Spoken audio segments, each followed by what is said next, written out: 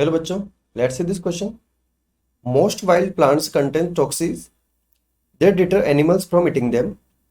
A scientist discovered that a toxin produced by a certain plant was also toxic to the same plant if it was applied to the root of the plants.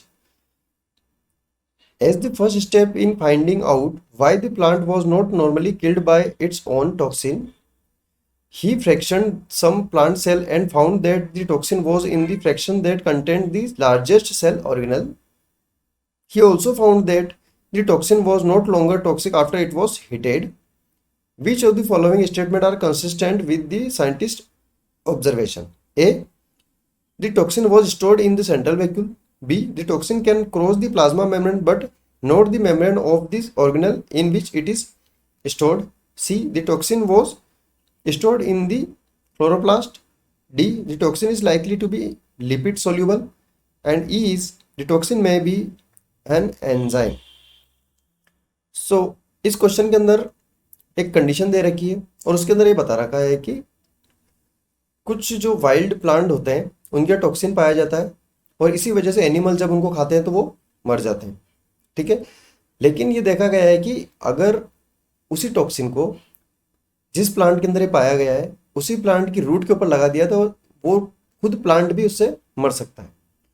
But फिर भी वो toxin उस plant के अंदर पाया जा रहा है और वो नहीं उससे मर रहा है, तो वो टॉक्सिन जो है नॉर्मली कहाँ हो सकता है, किस कंडीशन में हो सकता है.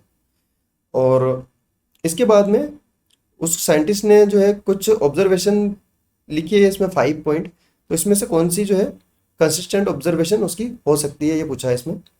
पॉइंट ए में दे रखा है the toxin was stored in the central vacuole. तो एक पॉइंट इसमें दे रखा है कि लार्जेस्ट सेल ऑर्गेनल के अंदर वो टॉक्सिन हो सकता है. तो ये जो होता है प्लांट के अंदर सेंट्रल वैक्यूल पाई जाती है, ये लार्जेस्ट सेल ऑर्गेनल होती है उसकी, तो यहाँ वो हो सकता है. तो प्रोबेबिलिटी इज देयर. बी है the toxin can cross the plasma membrane but not the membrane of the organelle in which it is store. तो जो सेंट्रल वैक्यूल होती है इसकी जो मेम्ब्रेन होती है उसे बोलते हैं tonoplast.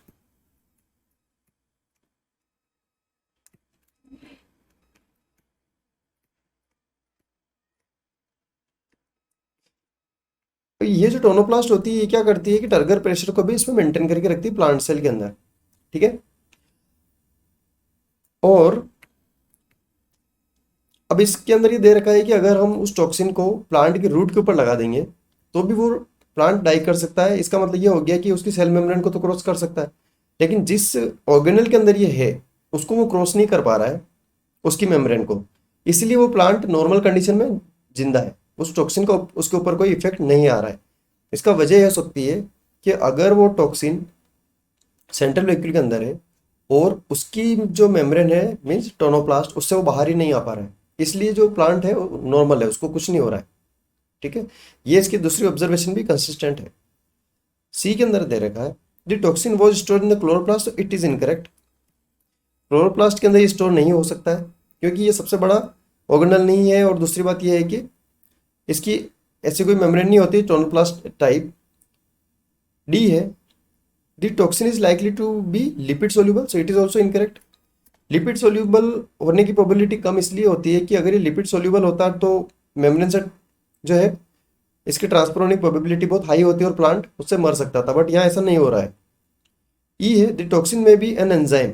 So it is also correct. ये एक एंजाइम हो सकता है और इसीलिए हम देखते हैं कि जो लाइसोजाइम होता है उसके अंदर हाइड्रोलाइटिक एंजाइम पाए जाते हैं जो कि हमारी सेल के अंदर होते हैं, बट उसके बावजूद भी क्या है कि वो नॉर्मली हमको कोई नुकसान नहीं पहुंचाते. In the same way plant के जो ये सेंट्रल वैक्यूल है इसके अंदर वो एंजाइम हो सकता है जो कि दूसरों के लिए तो टॉक्सिक है, बट इसके अंदर वो एक सेंट्रल वैक्यूल के अंदर क्लोज्ड है, पैक्ड है उसके अंदर, तो प्लांट सेफ है, इसको कोई प्रॉब्लम उससे नहीं हो रही है. तो ये तीन जो है इसमें पॉइंट है 1 A B एंड E, ये उसकी जो ऑब्जर्वेशन है उसके हिसाब से कंसिस्टेंट है. ठीक है, इसलिए इसका आंसर होगा option A. Best of luck.